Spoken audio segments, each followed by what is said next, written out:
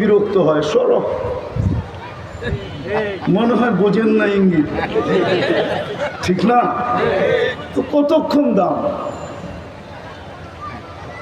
নারীর কাছে, নারীর দাম অতক্ষণ নারীত্ব আছে যতক্ষণ, রূপসীর দাম অতক্ষণ রূপ আছে যতক্ষণ।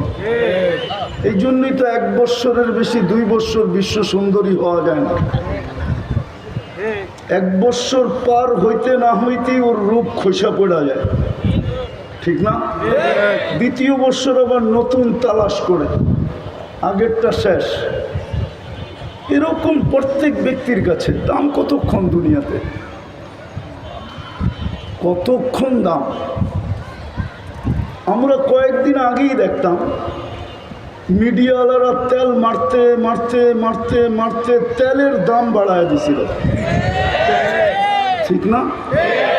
সত্য তো? আবার মিডিয়া লিখতে শুরু করছে তেল ছাড়া কিভাবে পাকানো যায়।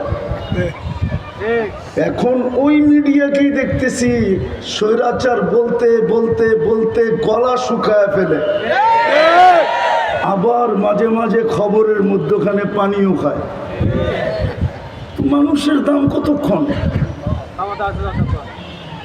বাইচা আছে যতক্ষণ, অথবা যেই জিনিসের কারণে সে সমাজে দামি ওই জিনিসটা তার হাতের মুঠায় আছে যতক্ষণ।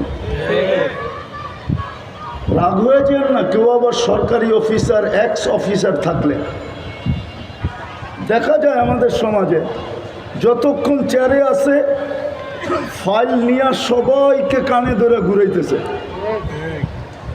যেদিন উনি এলপিআরে গেছে ওই দিন থেকে উনি ফাইল নিয়ে অফিসে অফিসে ঘুরতেছে।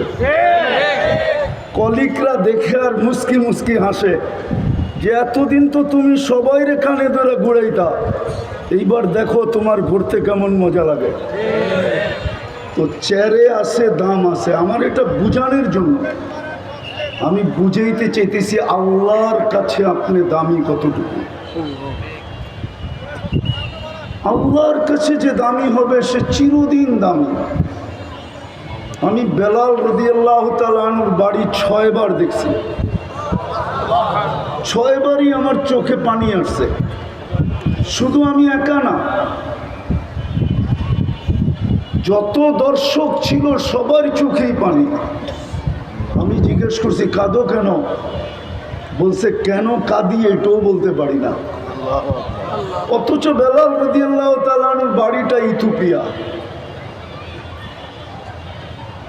আপনি যান গুগলে ইথিওপিয়ার ইতিহাস দেখেন,